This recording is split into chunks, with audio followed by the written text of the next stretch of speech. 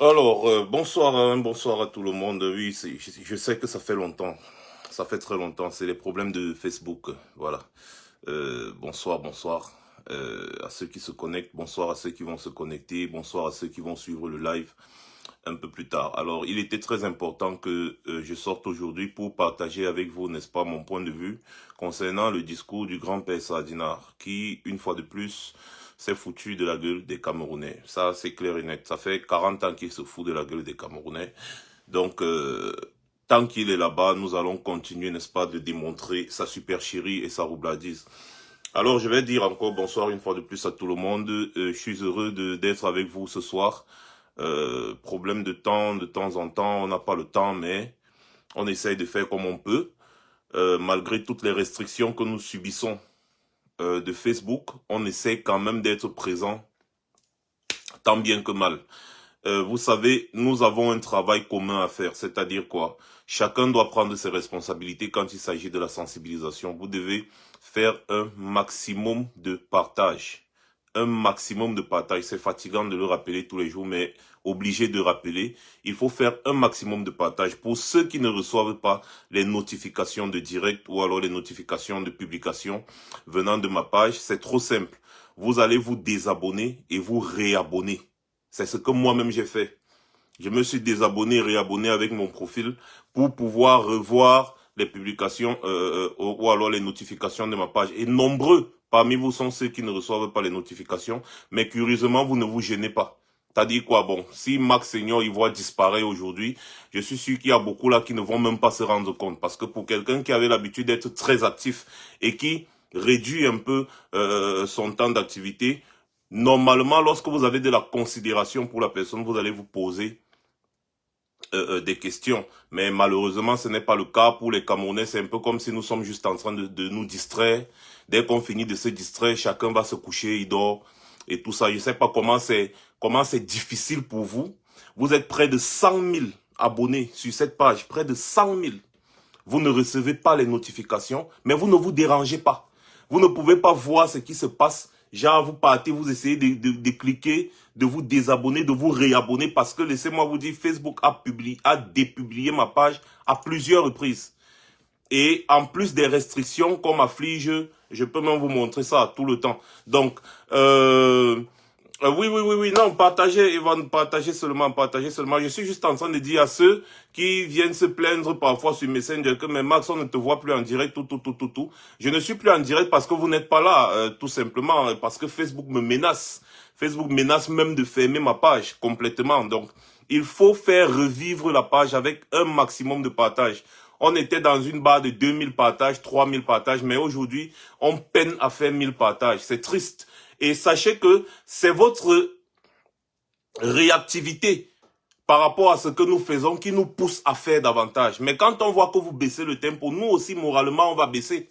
Tout simplement. C'est quelque chose de psychologique. C'est-à-dire que si tu bavardes et puis tu vois que les gens ne sont plus trop intéressés, toi aussi, ça va te fatiguer psychologiquement. C'est vrai qu'on est déterminé, mais on est des êtres humains. C'est vrai qu'on est déterminé, mais nous sommes aussi des êtres humains. Parfois, on peut être touché, parfois, on peut être choqué, parfois, on peut être frustré par certaines choses. Je vous rappelle encore que vous êtes près de 100 000 abonnés sur cette page. Le ratio des réseaux sociaux, c'est 10%. Donc, ça veut dire que 100 000, il y a au moins 10 000 qui devraient normalement être très actifs sur la page. Mais malheureusement, on n'a même pas les 1%. C'est triste. Mais bon, c'est pas grave. C'est aussi ça les réseaux sociaux. Nous ne détenons pas toutes les manettes, mais on va faire avec. Alors, bonsoir encore une fois de plus. Merci à ceux qui sont en train de partager. Merci à ceux qui sont en train de se connecter. Merci à ceux qui vont se connecter demain. Merci à ceux qui vont se connecter plus tard. Vous devez savoir encore une fois de plus que les réseaux sociaux aujourd'hui mettent plus en avant les distractions qu'autre chose. Donc, si vous n'êtes pas actif avec nous, on va finir par s'éteindre, on ne va plus, c'est-à-dire, on va complètement s'abandonner. Donc, il faut absolument être actif. C'est très important. Alors, voilà. Bonsoir, Maman Elisa. Bonsoir, Eton Deluxe. Bonsoir, la Tontina de Marcel. Bonsoir. Je vous vois connecté. Alors, bien, j'étais en train de dire ce soir que je vais essayer de revenir sur le discours du grand-père Sardinard. C'est très important de revenir sur le discours du grand-père Sardina. Le grand-père Sardina, une fois de plus, s'est foutu de la gueule des Camerounais. Ce qui m'attriste le plus, c'est quoi?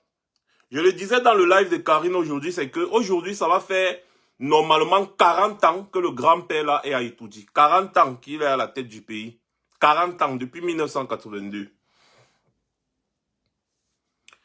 Quand on dit 40 ans, ça veut dire que quand il a pris le pouvoir, il y a des gens qui n'étaient pas encore nés, qui aujourd'hui ont 40 ans.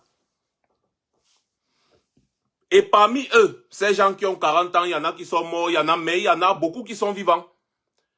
Parmi ces gens-là qui ont 40 ans aujourd'hui, certains ont des enfants qui ont certainement 20 ans, voire 21 ans, 22 ans, parce que certains ont fait des enfants à 18 ans, 19 ans, 20 ans. Certains ont fait des enfants à 21 ans, 22 ans, 23 ans. Donc, la plupart, certains d'entre eux ont des enfants de 17, 18, 19, 20 ans. Et parmi les enfants de ces gens, il y en a qui ont des enfants d'1 an, 2 ans, 3 ans, 4 ans même. Parce qu'au Cameroun, même les filles accouchent à 16 ans aujourd'hui. Et ces personnes-là écoutent le même discours de Paul Biya depuis qu'ils sont nés. Aujourd'hui, ils ont 40 ans, ils sont grands-pères. Ils écoutent le même discours. Ces discours de Paul Biya, ils ont écouté pendant toutes leurs années scolaires. Jusqu'à ce qu'ils ont grandi, ils ont atteint la maturité. Certains sont allés à l'université, d'autres pas. Mais ils ont écouté le même discours. Les mêmes choses, la même bêtise que Paul Biya raconte tous les jours. Ils ont écouté ça pendant 40 ans. Ensuite, pendant qu'ils écoutaient ça, leurs enfants aussi ont écouté ça. Pendant 20 ans. Et aujourd'hui, c'est les enfants de leurs enfants qui sont en train d'écouter le même discours. Venant du même homme, de la même personne. C'est un peu comme si tu portes le même habit depuis 40 ans. Tu ne changes pas. C'est un peu comme si tu manges la même nourriture, la même chose depuis 40 ans. Tu ne changes pas. C'est exactement pareil. Exactement pareil. Depuis 40 ans, ce qui m'épate, c'est que ces gens trouvent ça normal. Vous trouvez normal que depuis que vous êtes né, jusqu'à ce que vous avez 40 ans, vous êtes grand-père. Vous êtes grand-père. C'est le même monsieur qui est en train de faire les discours, soit de fin d'année, soit les discours de jeunesse. Ça veut dire qu'il a parlé des discours tout le temps quand tu étais jeune. Quand tu étais à la maternelle, quand tu étais à l'école primaire, quand tu étais au secondaire, quand tu étais à l'université. C'était toujours lui qui faisait les discours pendant toute la fête de la jeunesse. Tu es parti à l'école primaire. Il y avait les kermesses. À notre époque, là, il y avait les fêtes. Pendant la semaine de la jeunesse, là, il y avait la kermesse, il y avait tous ces trucs-là. Tu as fait ça. De l'école primaire à l'école secondaire jusqu'à l'université. Toutes ces festivités-là, c'est Paul Biya qui était là. Tout ton parcours scolaire, c'est le même type qui était là. Aujourd'hui, tu as 40 ans, tu es grand-père. Tu t'assois à la télé, tu écoutes le même type. Et tu viens quand même aussi donner des leçons aux gens. En disant, oh, Paul Biya, oh, le grand-père Paul Biya. Tu trouves ça normal? Excusez-moi, ma tablette est tombée. C'est ça qui m'épate, hein. Et en plus, ce qui m'épate encore plus dans cette histoire, c'est quoi? C'est que Paul Biya, pendant ces discours-là, évoque des chiffres. Ça dit quoi? Moi, je viens là, je vous dis, bon, les gars, vous savez, l'année passée, j'ai fait un chiffre d'affaires, disons, de 1 million d'euros. Hein. Je suis millionnaire en euros. Je viens l'année qui suit, je vous dis, vous savez, les gars, dans mon compte bancaire aujourd'hui, j'ai 1 milliard d'euros. Je viens encore l'année qui suit, je vous dis, vous savez, les gars, dans mon compte bancaire aujourd'hui, j'ai 5 milliards d'euros. En fait, je vous dis ce qui sort de ma tête. Je vous dis juste, je vous dis. Je ne vous montre aucune évidence. Je ne vous montre aucune preuve. Je ne vous montre rien, aucun détail. Je vous dis. C'est ce que Paul Biya a fait depuis 40 ans. Il dit. Il dit, nous avons créé 500 000 emplois. Depuis 1982, chaque année, Paul Biya crée 500 000 emplois. Il dit. Paul Biya n'a jamais établi un bilan clair et net depuis 40 ans. Les gens sont déjà grands-pères aujourd'hui, mais ils trouvent ça normal. Paul Biya n'a jamais établi un bilan comme je vois les vrais présidents le font. C'est-à-dire le président attaque secteur par secteur. D'ailleurs, les vrais présidents s'adressent à la nation presque tout le temps. Regardez par exemple aux États-Unis, presque chaque 2-3 jours, vous allez voir Joe Biden. On l'interviewe, les journalistes lui posent des questions sur le bilan de tel secteur, bilan de tel secteur, bilan de tel secteur. Il essaye tant bien que mal de s'en sortir, mais il a aussi un bureau de communication qui est chargé de détailler certaines choses. Mais Paul Biya, ça n'existe pas. Paul Biya parle aux gens le 31 décembre, le 10 février. Et quand il vient parler aux gens, il évoque des chiffres. Hier, il a parlé de 22 000 emplois directs. Il a dit aussi que il prévoit de créer avec un nouveau système qu'il va mettre en place. Donc depuis 40 ans, il n'a même pas encore mis en place. Il ne vous parle pas du bilan de son discours de l'année dernière où il vous avait promis la même chose. Paul Biya ne vous parle pas de la santé pour tous en l'an 2000, comme il avait dit. Normalement, aujourd'hui, tous les Camerounais devaient être assurés. Nous sommes 20 ans plus tard. En 2000, on devait avoir la santé pour tous. Nous sommes 20 ans plus tard. Paul Biya n'a jamais fait le bilan dessus. Paul Biya n'a jamais fait le bilan dessus. Nous sommes 20 ans plus tard. Mais il est venu vous dire qu'il prévoit de créer 600 000 emplois encore, en plus de tous les 500 000 emplois par an qu'il a eu à créer depuis qu'il est au pouvoir. Il prévoit de créer 600 000 emplois jusqu'en 2030. Apparemment, l'émergence est quittée de 2035 en 2030. Bon, c'est bien.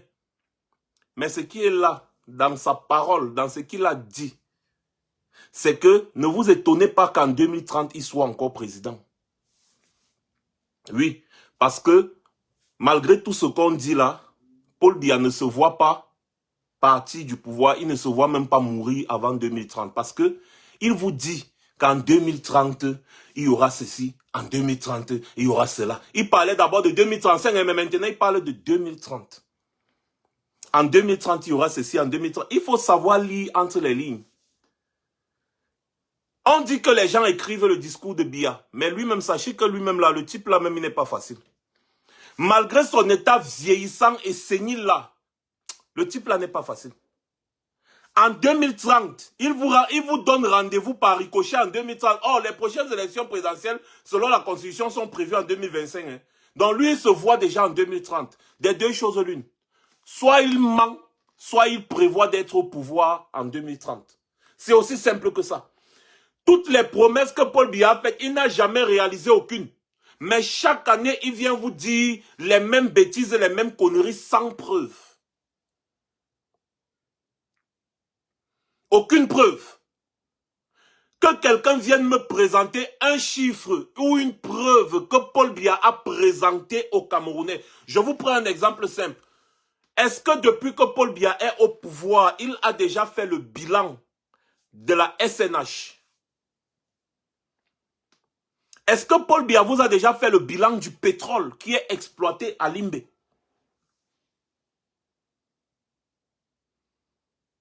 Paul Biya ne vous a jamais fait ce bilan. Vous trouvez ça normal dans un pays?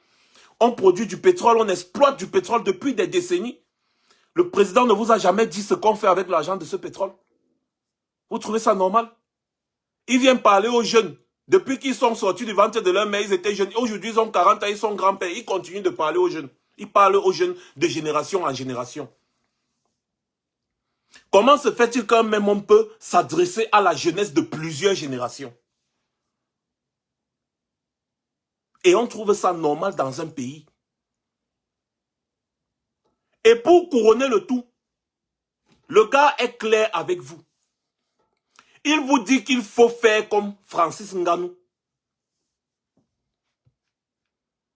Il a pris pour exemple les Francis Ngannou et d'autres boxeurs là que je ne connais pas. Mais ce qui m'a interpellé, c'est Francis Ngannou.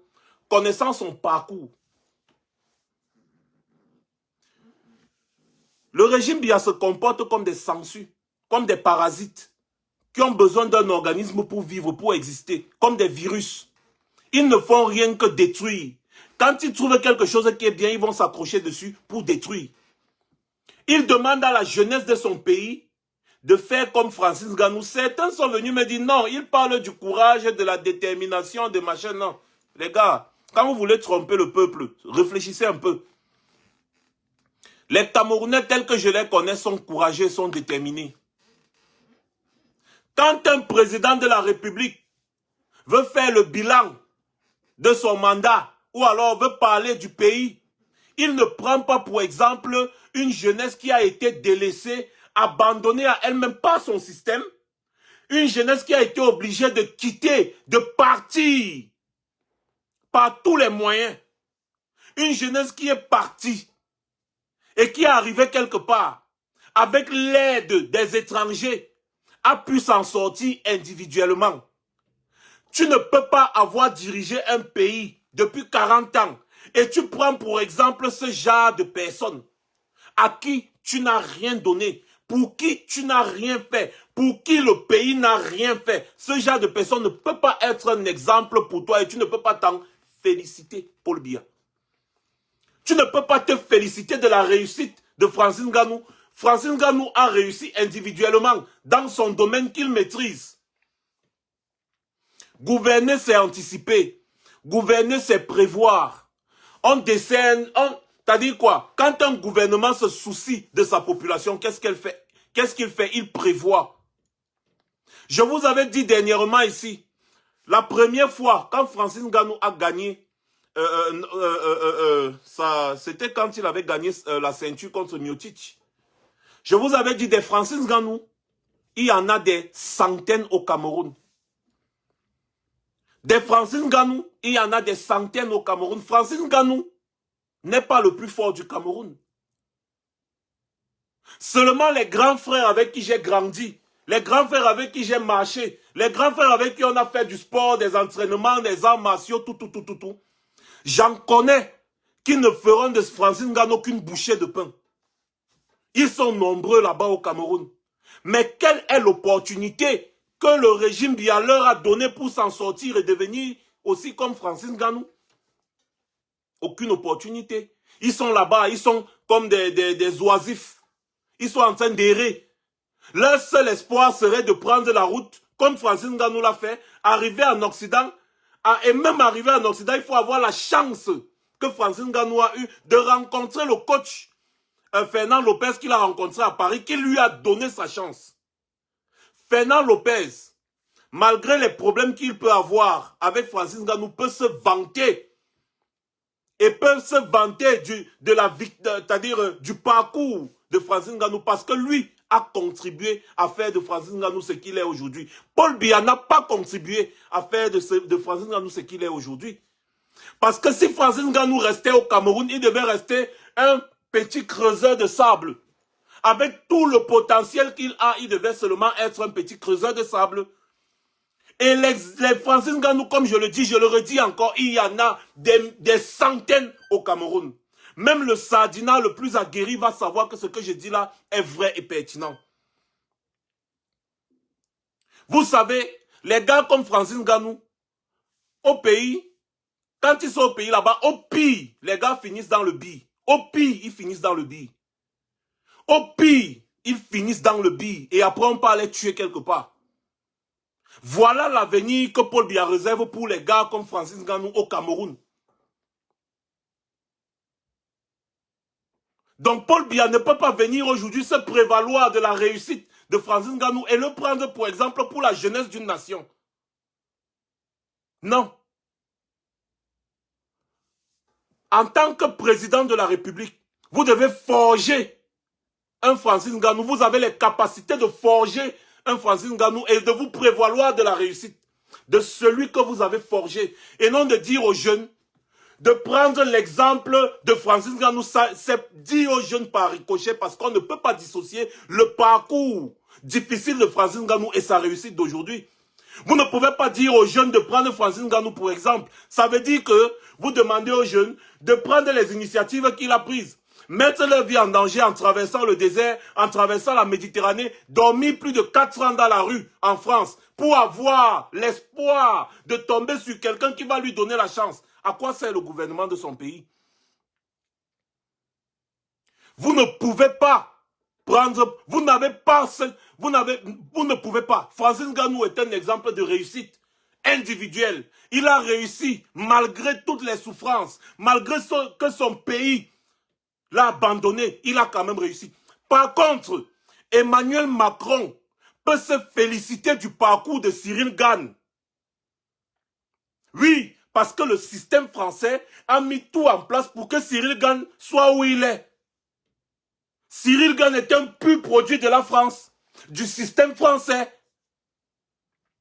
Cyril Gane a saisi les opportunités en France, les opportunités que la France lui a mis à sa disposition. Cyril Gane, le dernier adversaire de Francis Ngannou, peut être félicité par Macron et Macron peut demander à la jeunesse française de prendre pour exemple Cyril Gane, par exemple.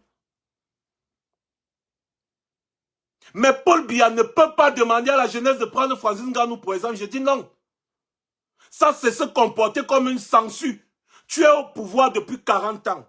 Tu ne fais rien pour la population. Tu ne fais rien pour la jeunesse. Et quand un jeune se bat, il parvient à percer. Il octroie une réussite individuelle. Tu viens t'accrocher dessus. Et puis tu fais comme si, ah oui, la victoire là, c'est toi. Même le football qui est le sport roi au Cameroun, quelles sont les opportunités que les footballeurs du terroir ont? Paul Biya. Quelles sont les opportunités que les footballeurs du terroir ont? Je tire souvent sur Samuel Eto'o ici matin, midi, soir, parce qu'il s'est coquiner avec ton système. Mais Samuel Eto'o, sur ce qui ressort, Samuel Eto'o a au moins la volonté de vouloir développer le football. Je vous prends pour exemple simple, l'équipe nationale du Cameroun jusqu'à aujourd'hui. La grande nation de football, avec tous les diplômés du football que nous avons, l'équipe nationale d'aujourd'hui est toujours dirigée par un étranger. Or, lorsque vous regardez le parcours des Lions Indomptables, les plus belles années des Lions Indomptables du Cameroun, c'est quand les Lions Indomptables avaient à leur tête Jean-Paul Akono. C'est quand ces gens avaient à leur tête un entraîneur local. Quel est l'avenir des entraîneurs locaux? Parce que Paul Biya a parlé du football aussi. Il a parlé de la CAN. Il dit que ça s'est bien passé. Et tout, et tout, et tout. Mais la honte vient du fait que dans un pays de légende de football comme le Cameroun, l'équipe nationale du Cameroun a à sa tête un entraîneur étranger qui n'a aucun palmarès. Ceci démontre à suffisance, une fois de plus, que Paul Biya, tu ne fais rien pour les Camerounais qui sont au Cameroun. Je vous prends un autre exemple. Rares sont les joueurs de l'équipe nationale qui sont des purs produits du terroir. Comment se porte le football camerounais? Le football qui est le sport roi. Quel est le salaire? Quelle est la prise en charge des footballeurs locaux? Le championnat local, c'est comment? Depuis, ça fait au moins 3-4 ans, on n'entend plus parler du championnat local au Cameroun. Mais quand un jeune va quitter, il va prendre la route de la Méditerranée, il va s'en sortir en Europe, un club va lui donner son opportunité, il va devenir champion de Champions League. Il va retourner au Cameroun parce que vraiment, la nostalgie, sa terre natale et tout. Toi, Paul Biya, tu vas le recevoir au palais de Toudi. Tu vas dire, ah oui, tu es un exemple pour la jeunesse. Or, le même était au Cameroun depuis, il a Sofa. Il a Sofa. Rien. Il a tout essayé, rien. Il a joué à canon, à tonnerre, à machin, rien. Aucune opportunité. Quand il passe s'entraîner, il rentre, il est obligé de manger le tapioca avec le sucre et le lait nido. Il est obligé de manger quelques beignets haricots pour s'en sortir, pour tenir le coup. Parce qu'il n'y a aucun suivi. Or, le talent, il y en a. Les footballeurs que vous avez vus jouer la Kansi, il y a des gars au pays qui sont plus talentueux que tous les 22 joueurs qui étaient à la CAN là. Les gars au pays, à qui si on donne une opportunité, ils vont percer très loin. Mais malheureusement, le pays ne leur offre pas cette opportunité. Et c'est pour ça que vous arrivez à voir que il n'y a aucun pur produit qui sort du Cameroun. Pour que quelqu'un perce dans le football au Cameroun, il faut qu'il aille jouer à l'étranger. C'est une défaillance. Excusez-moi un peu, donnez-moi 2 secondes. Donnez-moi 2 secondes là, je vous en prie.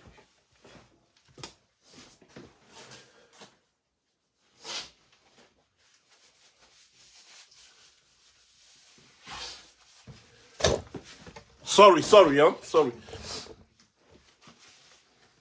C'est une défaillance de votre système de gouvernance. J'étais en train de dire dans mes propos que gouverner, c'est prévoir.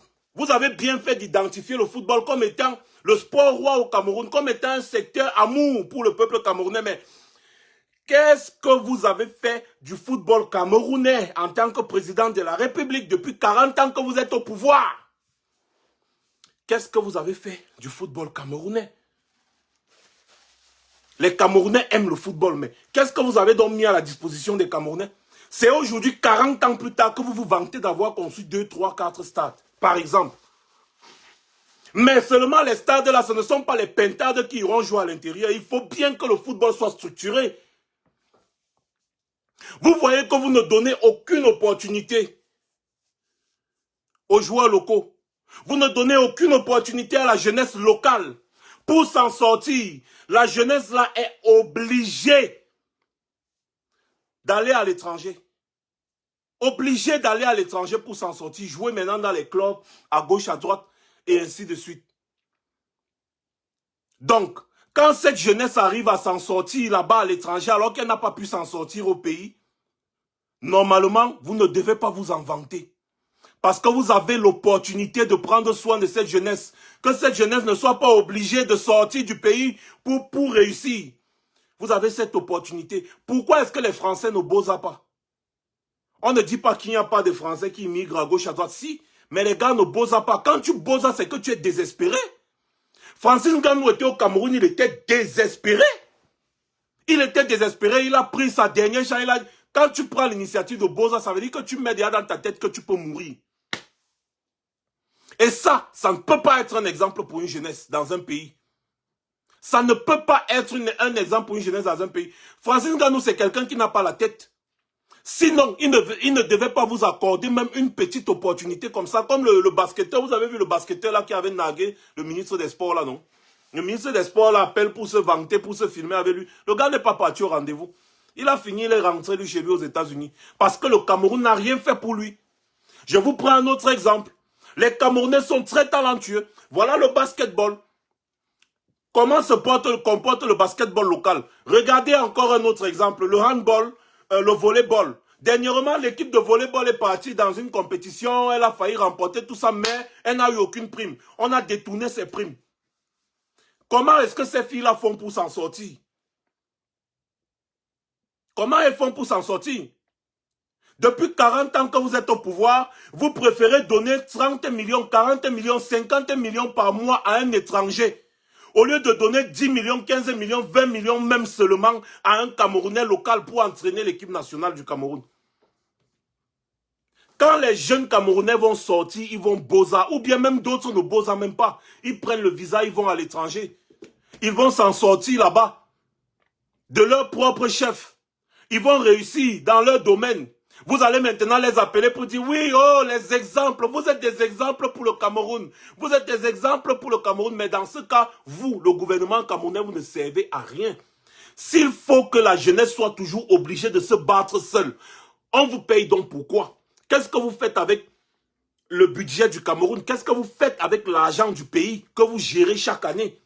Notre budget a plus de 5 000 milliards aujourd'hui, mais qu'est-ce que vous faites avec cet argent? Je vous prends un autre exemple. Si Francis Ngannou maintenant rompt son contrat avec l'UFC et il retourne au Cameroun, qu'il est contraint de retourner au Cameroun par exemple, quel sera son avenir? Oui, parce que le salaire de l'UFC n'est pas immortel. Hein. Quel sera son avenir? Francis Ngannou, est-ce qu'il pourra s'en sortir dans son domaine?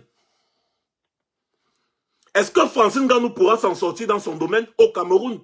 Même s'il décide d'entraîner des jeunes comme lui, qui ont l'ambition qu'il a, est-ce qu'il va pouvoir s'en sortir au Cameroun en tant qu'entraîneur? Non, il ne pourra pas parce que vous n'avez rien mis en place pour lui. Vous n'avez rien mis en place, donc vous ne pouvez pas. Ça, c'est être un profiteur. Vous ne pouvez pas être au pays depuis 40 ans et vous profiter de la réussite de ceux qui se sont battus individuellement pour vous prévaloir. Vous ne pouvez pas demander à la jeunesse camerounaise de prendre pour exemple des gens qui se sont battus parce que le système ne leur a rien donné. Ça, vous fuyez vos responsabilités. C'est une fuite en avant, monsieur Biya. Malheureusement, c'est ça. Comme je disais, Francis Ngannou, comme il ne réfléchit pas beaucoup, Il va venir vous donner sa ceinture que, oh, monsieur le président, voilà, j'ai gagné ceci, machin. Lui, Francis Ngannou, s'il avait un cerveau en place, il devait savoir que toi, Paul Biya, il ne doit même pas venir te saluer. Il ne doit même pas venir te saluer. Parce que s'il avait compté sur toi, il ne serait rien aujourd'hui. Mais bon, comme les gars veulent toujours absolument montrer à leur entourage que oui, je me filme avec les ministres, je me filme avec les présidents, je me filme avec les ceci, il va tomber dans ton tchouking. Et tu vas maintenant prendre sa victoire, sa vie, faite à part avec comme étant un exemple de réussite. C'est ça que nous refusons, c'est ça que je refuse. La jeunesse camerounaise ne doit pas être obligée de boza pour s'en sortir.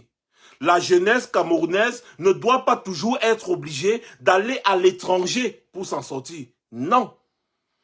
Alors qu'au Cameroun, un pays aussi riche, nous devons avoir des opportunités. Il y a des opportunités pour les Camerounais, mais vous avez tout pris avec votre famille et vos amis.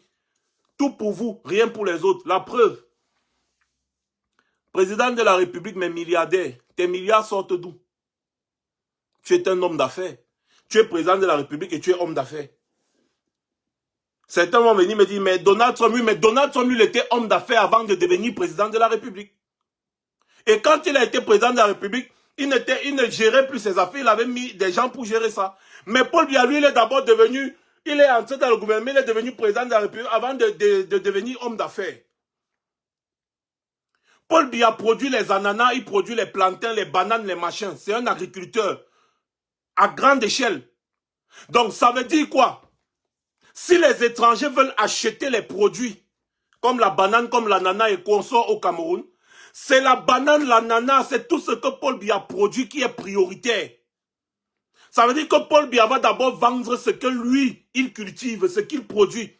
C'est quand il n'a plus de stock qu'il va maintenant demander aux acheteurs d'aller chez les autres agriculteurs. Ça, ce n'est pas normal. C'est un conflit d'intérêts. Ce n'est pas normal. Mais au Cameroun, on trouve ça logique, on trouve ça normal. Tout ce qui est anormal ailleurs est normal au Cameroun.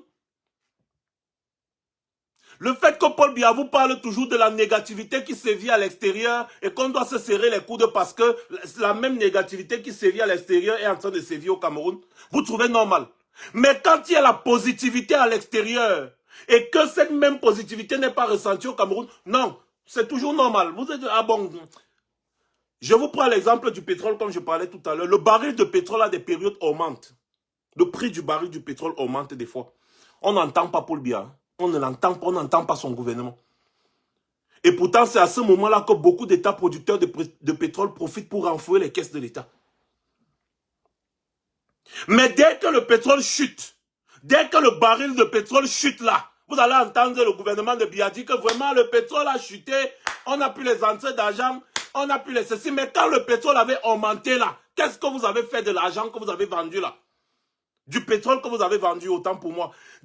Dites-moi une seule fois, quand c'était la dernière fois que Biya a fait le bilan du pétrole du Cameroun. Dans tous les discours, 40 ans de discours, il a déjà fait le bilan de l'exploitation du pétrole du Cameroun, non. Pourtant, l'argent de ce pétrole est assez suffisant pour permettre aux jeunes de s'en sortir au Cameroun et de ne pas être obligés d'aller boza. Par exemple, je parlais de gouverner, c'est prévoir.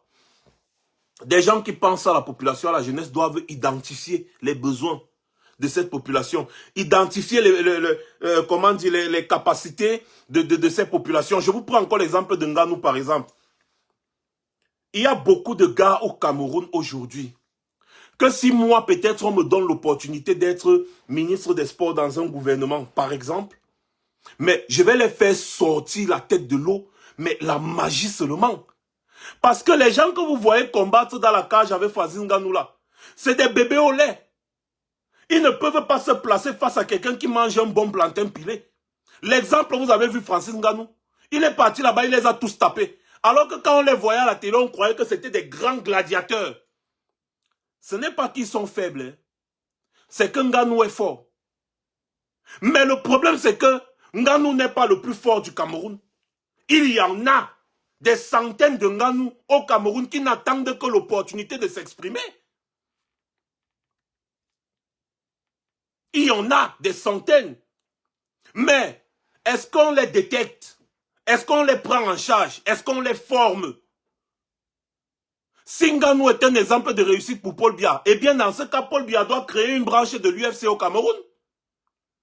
Faire venir des entraîneurs spécialistes dans l'UFC, entraîner les Camerounais qui veulent combattre dans l'UFC. Comme ça, les Camerounais s'entraînent là-bas au Cameroun, ensuite ils prennent le vol, ils partent combattre aux États-Unis, ensuite ils reviennent. Là, Paul Biya va dire oui, oui, prenez exemple, voilà un courageux, voilà des courageux garçons, les gars méritent. Est-ce que ce n'est pas faisable? Mais est-ce qu'il va le faire? Est-ce qu'il l'a fait? On devait être aujourd'hui avec tous les talents du football que nous avons au Cameroun. On devait être, genre, toute l'équipe nationale du Cameroun, ce ne sont que des footballeurs locaux.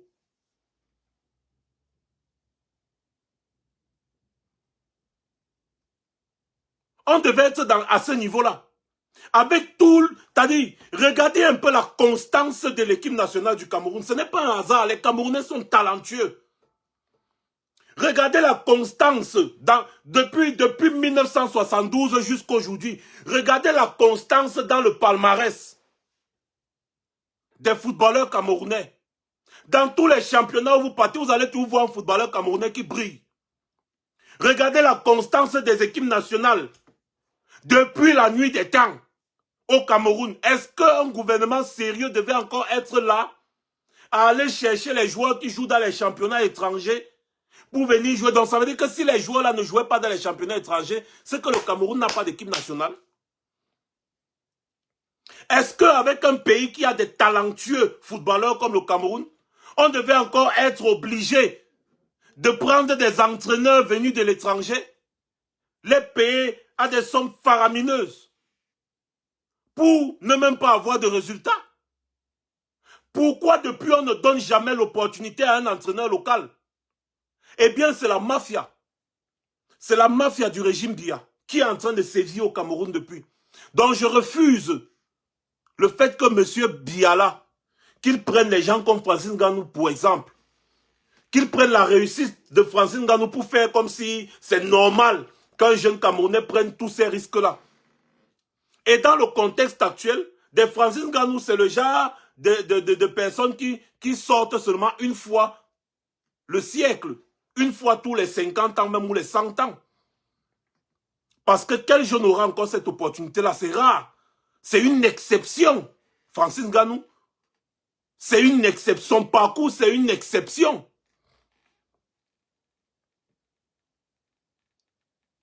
Ça, ce sont les mensonges, c'est-à-dire les tromperies, les roubladises et les supercheries que Biya pond tous les ans.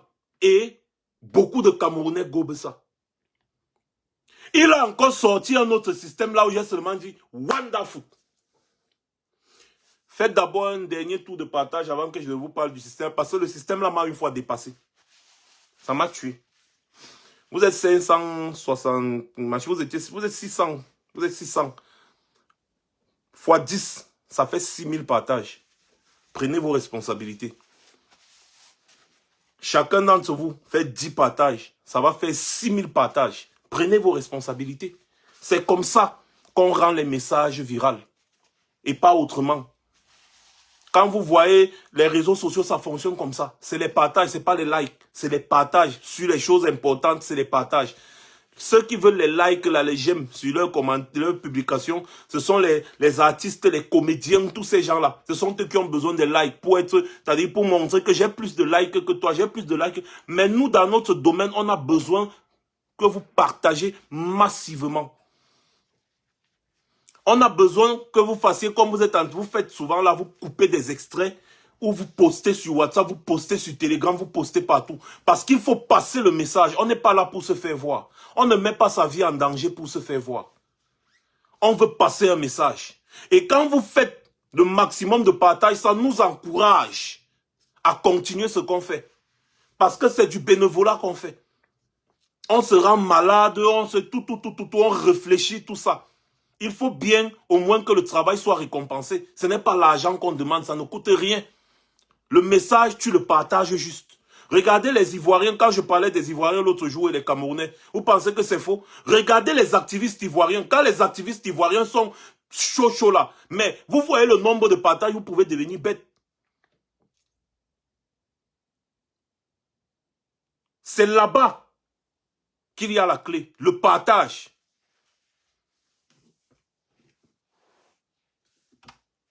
Donc j'étais de disant ce que il a encore parlé d'autre chose qui m'a une fois cadavré. Il demande aux jeunes de saisir les opportunités numériques. Il demande aux jeunes d'envahir les réseaux sociaux. Bon, il a dit sortez des discours de haine, faites ceci, créez les startups, faites les cela, faites les ceci. Bon. Cameroun là, pour pouvoir prospérer sur les réseaux sociaux, il faut d'abord une connexion Internet. Est-ce que c'est le Cameroun qui gère sa connexion Internet? Vous voyez qu'une fois de plus, il ne met aucun système en place pour avantager les jeunes. Mais il les demande de plonger dans des histoires à dormir debout. C'est la première fois que moi je vois un président de la République dire des conneries comme ça. C'est-à-dire Emmanuel Macron se place en France, il dit aux jeunes d'être des influenceurs sur les réseaux sociaux. C'est sa part de bilan là-bas et il s'en félicite. Même Emmanuel Macron peut même le dire parce que la France gère sa connexion Internet, la France gère son flux de données, la France gère sa bande passante. Mais au niveau des télécommunications au Cameroun, c'est le Cameroun qui gère ses bases de données. Tous les profils que nous créons ici sur les réseaux sociaux là ont une base de données qui est gérée quelque part. Le Cameroun a accès à ça. Est-ce que le Cameroun a accès à ça? Quels sont les systèmes que le gouvernement camerounais met en place pour favoriser les jeunes dans ce domaine-là? Aucun. Vous demandez aux jeunes juste de se débrouiller, que chacun se débrouille comme il peut. En fait, ce sont les 600 000 emplois dont il parle là. Donc les jeunes vont prendre peut-être, chercher d'abord l'argent, acheter les téléphones, acheter une puce, mettre la connexion Internet qui est d'abord chère, l'une des connexions les plus chères du monde, c'est au Cameroun. Le jeune n'a pas d'argent, il n'a pas de capital, il fait comment? Quand il parvient à faire tout ça, il va maintenant commencer à publier les vidéos sur Facebook, tout, pour espérer avoir une visibilité et avoir un peu de revenus. Mais ce que vous ne savez pas, c'est que Facebook, comme il décide de parfois, ou YouTube là, comme il décide parfois de rémunérer les vidéos par rapport au nombre de vues là, ils peuvent aussi décider de couper ça. Oui, bon, on coupe. Ils peuvent décider de couper ça. C'est leur réseau, ils font ce qu'ils veulent. D'ailleurs, il y a des réseaux sociaux qui ne rémunèrent pas au Cameroun. Par exemple, je vous prends l'exemple de TikTok. Par exemple, pourtant, beaucoup de jeunes Africains sont sur TikTok. Mais il y a, je pense que TikTok ne rémunère pas en Afrique, si je ne me trompe pas. Ou alors, bref, au Cameroun et dans d'autres pays, le Sénégal, le Mali, machin. Ils ne rémunèrent pas là-bas. Donc, tu peux te faire voir sur les réseaux sociaux comme tu veux. Tu ne vas jamais avoir un peu d'argent. Mais voilà le domaine dans lequel Paul Biya pousse les jeunes. Vous trouvez que c'est responsable? Vous trouvez que c'est logique? Vous trouvez que c'est normal pour quelqu'un qui gère un pays depuis 40 ans? Notre connexion Internet vient d'où? Qui nous donne la connexion Internet? Le Cameroun a un satellite, par exemple. Est-ce que le Cameroun a un satellite? N'est-ce pas nous aussi, le Cameroun, nous achetons la connexion à l'extérieur? Ça veut dire que les jeunes n'ont rien, aucune base, comme d'habitude. Beaucoup là sont obligés d'avoir des gens ici, à l'étranger, qui vont créer un compte pour eux, ensuite monétiser ce compte-là. Et lorsqu'ils vont maintenant poster les vidéos et tout là, le compte-là sera monétisé ici et payé en dollars ou en euros ou en je ne sais pas. Et puis maintenant, la personne va recueillir l'argent là ici et puis envoyer maintenant au pays. Beaucoup d'entre eux là font ça. Même celui-là où c'est Steve Fay et tous. Leurs comptes sont logés ici à l'étranger. Parce que s'ils logent leur compte au Cameroun, ils n'auront rien. Ils n'auront rien. Donc la majorité d'entre eux qui veulent gagner l'argent sont obligés d'avoir un compte Facebook ou une page Facebook ou YouTube logé ici à l'étranger. Comme ça, là, ils vont mettre le système de monétisation en place à partir de l'étranger. Et comme ça, quand les vidéos seront vues, postées et vues, ils ont un peu d'argent là. Ils vont récupérer ça ici en euros ou en dollars aux États-Unis ou je ne sais pas trop. Et maintenant, ils vont leur envoyer ça là-bas au Cameroun. Vous voyez qu'une fois de plus, on a besoin de l'étranger pour s'en sortir. Même dans le domaine dans lequel tu envoies les jeunes là, Paul Biya. Un jeune qui n'a personne en bain. Il va venir sur les réseaux sociaux. Il va faire quoi? Comment tu peux demander aux jeunes? Dieu. Et c'est pour ça que vous voyez la jeunesse camerounaise aujourd'hui est perdue. Perdue dans les paris foot. Perdue dans les jeux, les paris, les jeux de paris, des jeux de hasard. Complètement perdue dans la boisson, dans l'alcool, le divertissement. On prend pour exemple, vous voyez un peu, la fête de la jeunesse. Un président de la République vient vous parler du football. Il ne vous parle pas d'ingénierie. Il ne vous parle pas de mécanique. Il ne vous parle pas des choses concrètes qu'il a mises en place au pays. Non. Il ne vous parle pas des exemples de réussite dans l'ingénierie. Apparemment, il y a une jeune là qu'on a recruté à la NASA. Ce n'est pas un produit pur camerounais. C'est juste toujours une jeune qui s'est débrouillée. On a recruté à la NASA. Il n'en a pas parlé. Hein.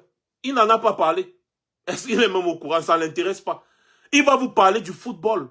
La CAN, jouer au foot, aller sur les réseaux sociaux, créer le numérique. Le monde du numérique, c'est le monde de demain. Il faut faire ceci, il faut faire cela.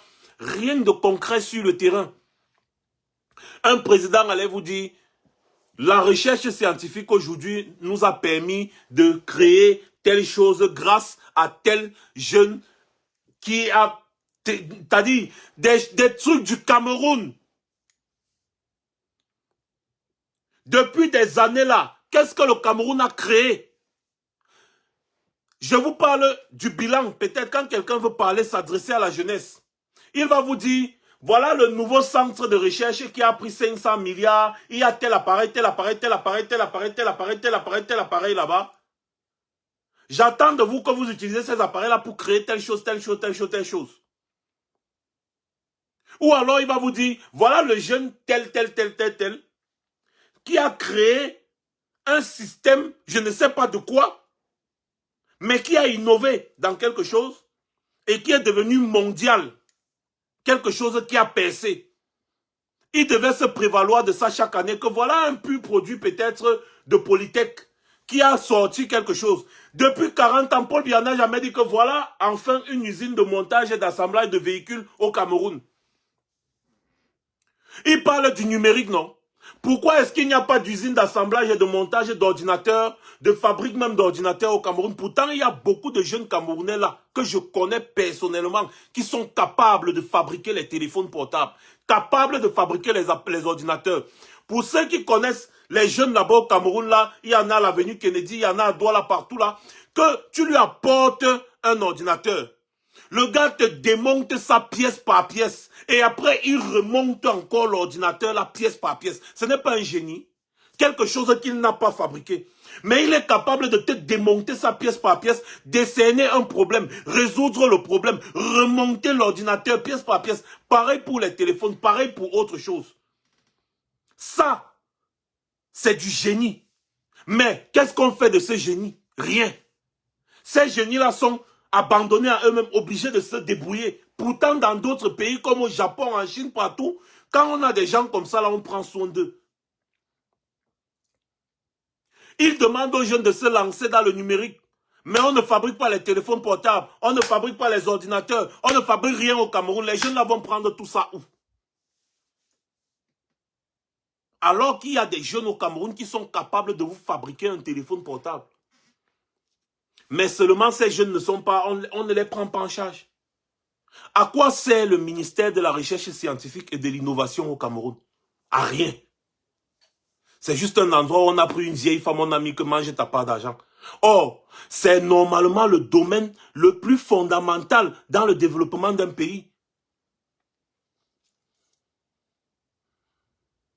C'est le domaine le plus fondamental dans le développement d'un pays. Au jour où nous sommes, le Cameroun devait, le ministère de la Recherche scientifique et de l'innovation devait être doté d'au moins un quart du budget du Cameroun annuel. Parce que c'est à partir de là qu'on ressort tout.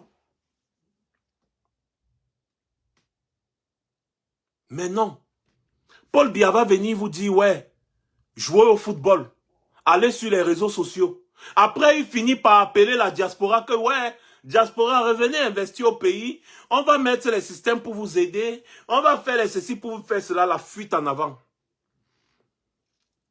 Parce qu'en réalité, il n'a rien à proposer de concret à cette jeunesse. Il vous parle des chiffres fictifs. Oh, 600 000 emplois, 22 000 emplois. Ce n'est pas de ça qu'il est question parce que tout le monde peut le faire. Si on se limitait seulement à ça, où sont les 600 000 emplois? Où sont les 22 000 emplois? Où sont ces emplois?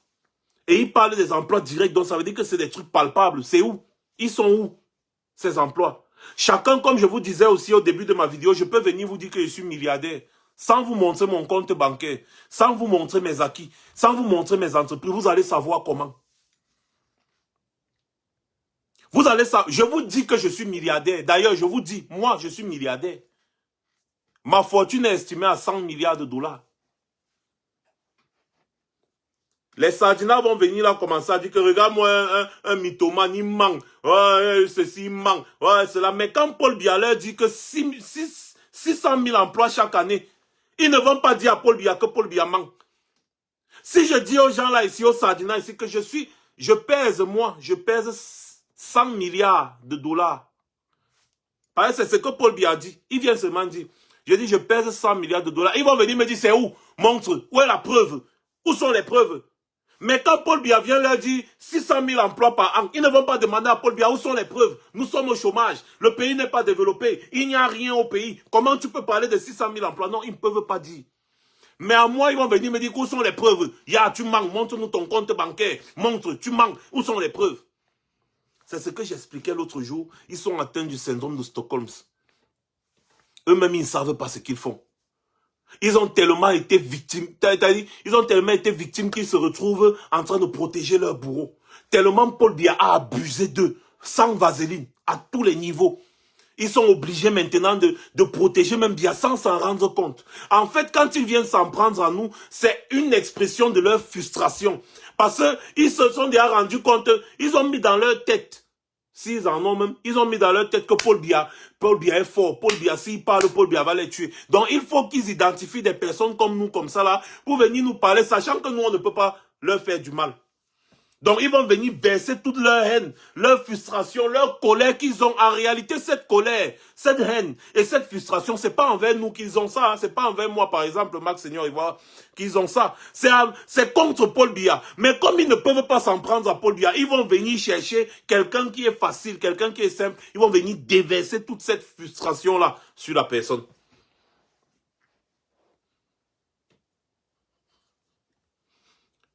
Je suis en train de prendre comme ça des exemples pour que chacun comprenne. Quelqu'un qui est président de la République, et encore depuis 40 ans, ne peut pas venir chaque fois à la télé vous évoquer des chiffres. Sans preuve, sans rien. Il vous parle juste des chiffres comme ça. Et vous croyez. Et vous croyez. Non. Depuis 40 ans, à un moment donné, il faut arrêter ça. Parce que lorsqu'on veut établir le bilan du Cameroun, c'est 40 ans de mensonges. Mais comment vous pouvez accepter qu'un homme mente comme ça depuis 40 ans? Il ment, il ment, il ment. Mais vous êtes toujours là, en train de le regarder. Je vous ai parlé du pain, de la farine et tout ici là. Ça va augmenter, peut-être apparemment même, comme j'ai entendu mon ami lui le dit là, il y aura grève des fabricants de pain et tout ça. À cause des prix. Les prix sont arrivés à un niveau où c'est impossible de s'en sortir dans ce pays. Même le pain va augmenter. La farine augmente, le pain va augmenter. C'est aussi simple que ça. Quand j'étais petit, le pain coûtait 25. Quand j'ai quitté le Cameroun, le pain coûtait 150. Le pain va coûter même 300.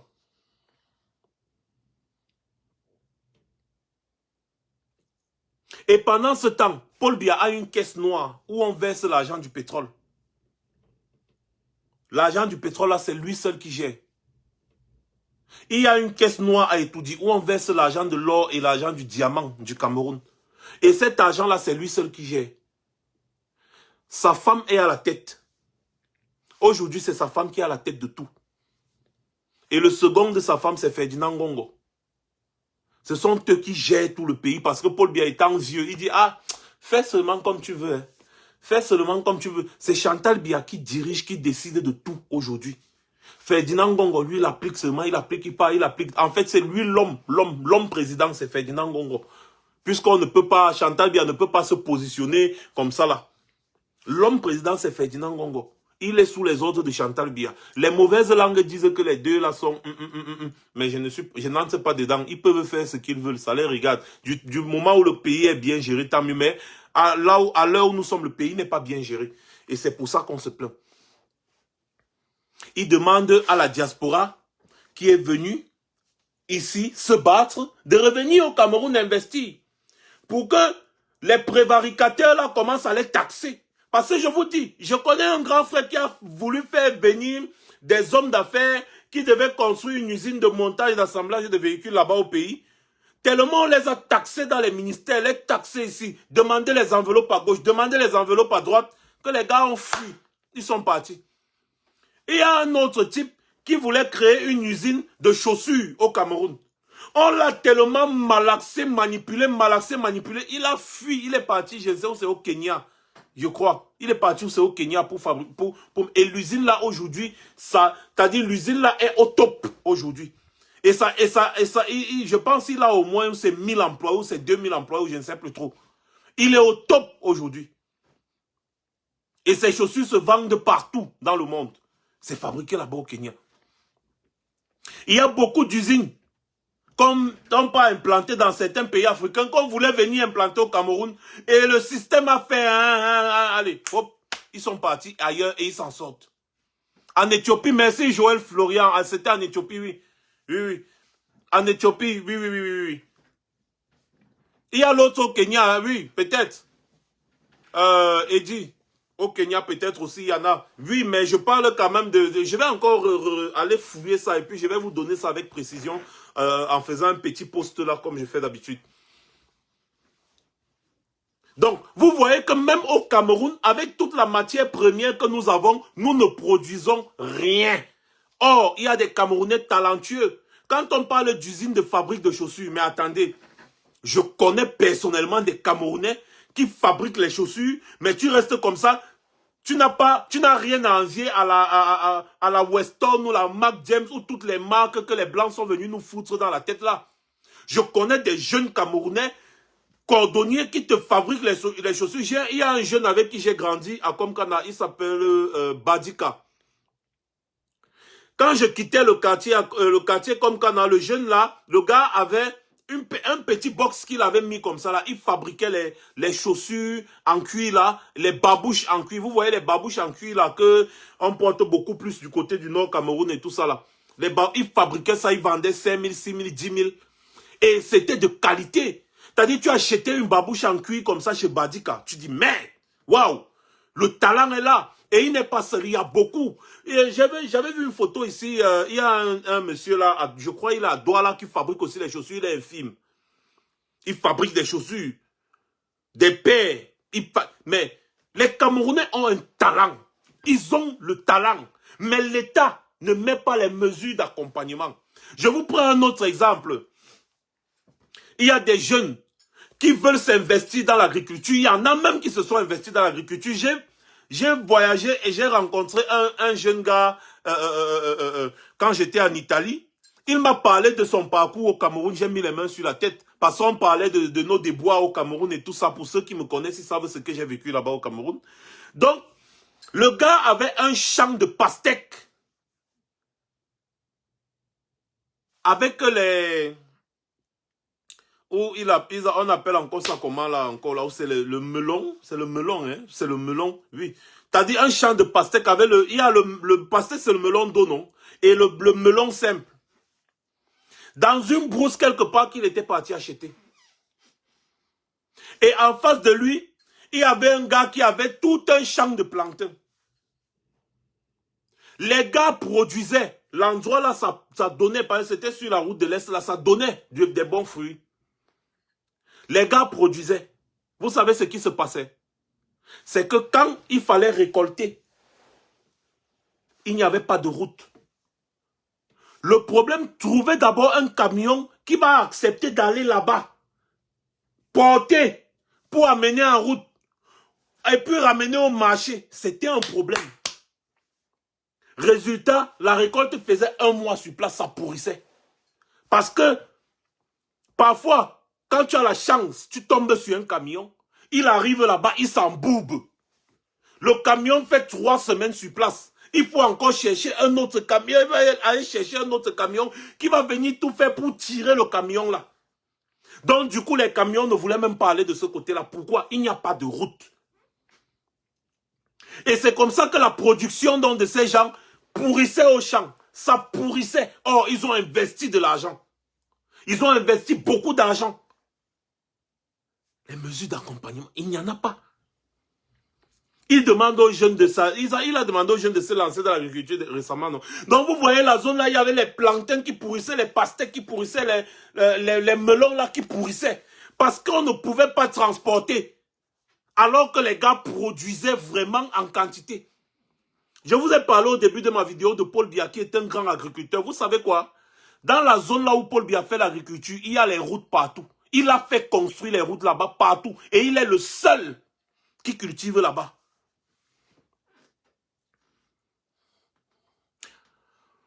Ah oui, le type là est à Aquanor, lui Jacques. Ah oui, oui, oui, celui qui fabrique les chaussures là, il est à Aquanor, voilà. Donc on peut très bien avoir une usine de fabrication de chaussures au Cameroun et on vend les chaussures sur la scène internationale. Oui, on peut décider de fabriquer les chaussures au Cameroun et vendre sur la scène internationale. Mais pourquoi ça ne se fait pas? Avec tous les talents qu'on a au Cameroun. Donc je vous prends peut-être l'exemple de ces agriculteurs, de ces jeunes qui se battent à gauche, à droite et qui ont du talent, mais qu'on ne prend pas en considération. Mais si ces jeunes-là, imagine un peu comme le monsieur de Aquanor qui fabrique les chaussures là, imagine qu'il réussit à voyager pas en France. Et arrivé en France, on découvre son talent. Et après ça, on le fait passer à un défilé de mode où les mannequins portent ses chaussures. Et après, il prend un nom. Il commence à vendre ses chaussures. Il y a les chefs d'État qui portent ses chaussures. Paul Biya va l'inviter au palais. Paul Biya va l'inviter au palais. Et pourtant, là où il est là actuellement, là, il fabrique des chaussures que même Paul Biya peut porter. Et des exemples comme ça sont légion. Paul Biya va l'inviter au palais. C'est quand on va exposer sa chaussure dans une boutique Louis Vuitton que Chantal Biya va prendre le jet privé. Elle va partir en Suisse, acheter sa chaussure là-bas en Suisse, sans peut-être même s'en rendre compte. Elle va aller là-bas, c'est là-bas elle va aller acheter sa chaussure là. On dit que Mel, la chaussure s'y coûte 50 000 euros, hein, parce que ça a été fabriqué comme ça, machin, elle dit, c'est ça que j'aime, elle achète. Elle ne sait pas que c'est son compatriote qui était à Aquanor, qui se débrouillait, qui arrivait à ce niveau, qui a fabriqué ces chaussures. C'est là-bas Chantal Biya va l'acheter. C'est là-bas Paul Biya va l'acheter. Mais quand il est encore au Cameroun là, le gouvernement s'en fout de lui. Au contraire, on lui demande de payer les tickets au marché. On lui demande de payer les taxes, on lui demande de payer les tickets au marché. C'est-à-dire, on n'arrange même pas l'endroit où il va bien s'installer au marché, mais on lui demande de payer les tickets. Les exemples comme ça sont légion. Je vous parlais de l'endroit, la zone où Paul Biya, oh j'oublie le nom, la zone où Paul Biya fait son agriculture là. Il y a les routes partout pour faciliter l'exploitation. C'est-à-dire, ça sort là-bas par camion, par camion. Il a conçu les routes partout autour de ses champs. Mais il ne peut pas construire les routes au Cameroun, là où les autres Camerounais peuvent faire les champs et s'en sortir. Déjà, le fait qu'un président de la République fasse les champs à grande échelle. Et quand il y a la demande, il vend d'abord ses produits. C'est un conflit d'intérêts. Il est en compétition avec le peuple camerounais et pourtant il est président de la République. Donc ça veut dire que Paul Biya va d'abord vendre ses produits. Et si toi, tu as récolté au même moment que lui, tes produits risquent de pourrir. Parce que Paul Biya va d'abord vendre tous ses bananes, tous ses ananas, tous ses plantains. Avant maintenant que les autres vont s'intéresser. Puisque tous les dossiers d'achat passent d'abord par lui. Ça passe par son système. Tous les dossiers d'exportation de ces trucs-là, ça passe par son système. Il y a la banane de Paul Biya qui est vendue dans les supermarchés ici, la banane du Cameroun. Les ananas, autant pour moi, je parle de bananes, les ananas de Paul Biya qui sont vendus ici, dans des pays européens et partout. Oui, si vous ne le saviez pas, Paul Biya est en compétition avec les agriculteurs camerounais. Parce que lui-même, il fait dans l'agriculture et même dans d'autres business encore. Pendant que son fils est en train de couper tout le bois du Cameroun pour vendre. Donc, comprenez que à un moment donné, il faut que chacun d'entre nous là, prenne ses responsabilités, même avec le partage verbal. Vous parlez autour de vous parce que c'est trop. On ne peut pas accepter un mensonge comme ça pendant 40 ans. C'est exagéré. C'est trop. Quelqu'un ne peut pas venir à chaque fois à la télévision, il lit les bêtises, il lit les bêtises, il lit les bêtises. Et il y a quand même des gens qui se disent professeurs d'université, qui se disent docteurs de ceci, qui vont sur les plateaux télé et apprécier ça. Raconter des bêtises. J'ai vu une femme sur Equinox là tout à l'heure qui dit que le père a le droit de gronder ses enfants. Ah bon? Si on a un président qui a 30 ans, là il ne va pas gronder, il ne va pas recruter dans il ne va pas recruter dans le gouvernement des gens qui ont plus de 30 ans. Si on veut suivre leur système, si on a un président qui a 30 ans ou 35 ans, il ne va pas recruter dans le gouvernement les gens qui ont plus de 35 ans, 40, qui ont les 40 ans, 45 ans. Parce qu'on va devoir l'appeler le père. Et les vieux papas ne peuvent pas appeler un jeune le père, puisque le président au Cameroun est devenu le père. Et puis quand il va se fâcher, il va gronder les gens. Il faut qu'il gronde ses enfants. Il faut qu'il gronde ses enfants. Donc il sera obligé de recruter les gens qui ont 30 ans, 25 ans, 20 ans. Comme ça, il va les gronder parce que ce sont ses enfants. Ce sont ses sujets. Il doit les gronder. Et quand il n'est pas fâché, il doit gronder aussi un peu. Quand le père... Qui vous a dit que le président de la République dans un pays est considéré comme le père? Qui vous a dit ça? Parce que quand on dit le père, ça veut dire que vous êtes ses enfants. Le pays ne lui appartient pas. Il n'est pas le père de quelqu'un. Il doit rendre compte. Il est notre employé. Il ne faut pas que ces gens continuent d'inverser les rôles comme ça dans la tête des Camerounais. Paul Biya est l'employé des Camerounais et non le contraire. Les Camerounais ne sont pas ses sujets. Les Camerounais sont ses employeurs. Ce sont les Camerounais qui le payent. Et il est là-bas par le bon vouloir des Camerounais. Ce n'est pas l'inverse. Les gens font comme si Paul Biya nous rend seulement service. On dit le don du chef de l'État, le don du chef de l'État. Dans un gouvernement sérieux, on devait enquêter sur ces dons, la provenance de cet argent. Étant donné que Paul Biya n'a jamais travaillé avant d'entrer dans le gouvernement, donc Paul Biya ne peut pas être milliardaire. D'où vient cet argent? On devait enquêter dessus. Mais au Cameroun, on vous dit que Paul Biya, c'est le père de la nation. Il a fait le don de la route, il a fait le don de ceci, il a fait le don de cela. Et vous voyez des vieux pères qui sont là, ils comprennent. Ils disent, oui, vraiment, le père a parlé, le père a dit que, le père a dit que. Le père de quoi? Paul Biya doit nous rendre compte de la gestion calamiteuse du pays. Le Cameroun n'appartient ni à Paul Biya, ni à sa clique d'individus. Le Cameroun appartient aux Camerounais. Les Camerounais décident de qui va conduire la nation. Et quand la personne qui a été mise à la tête de l'État faillit, cette personne doit rendre compte. Retenez que le président de la République n'est pas le père. Il est l'employé.